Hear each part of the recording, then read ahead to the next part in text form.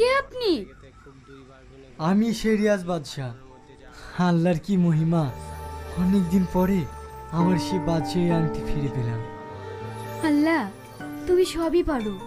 তুমি আমার দোয়া কবুল করেছো, তাই তোমার কাছে লাখো লাখো শুকরিয়া।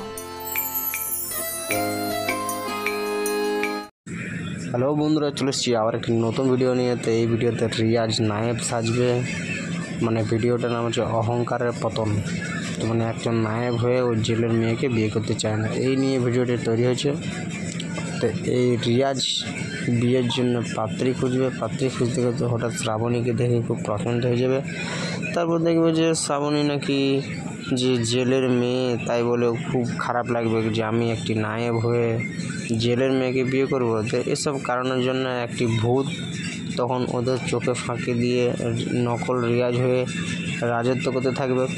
রাজত্ব করতে করতে হঠাৎ করে তখন একটি সাধু বাবাকে দিয়ে বলা করাবে যে এটা আমাদের নায়েব নয়, এই রিয়াজ নয়, এটা অন্য রিয়াজ। তখন তারপর সাধু বাবাকে দিয়ে তন্ত্র মন্ত্র জাদু শোনা করে বুঝতে পারবে যে এটা কিন্তু ভূত। তো তারপর ওসব আংটিটা নিয়ে জলে ফেলে দেয়। ওই আংটিটা একটি মাছ খায়। তারপর জেলে যে শ্রাবণী বাবা ও মাছটা ধরে, মাছটা ধরার পর কাটার পরে রিয়াজ তখন ওদের বাড়িতে থাকে। রিয়াজ সব কিছু ভুলে যায়।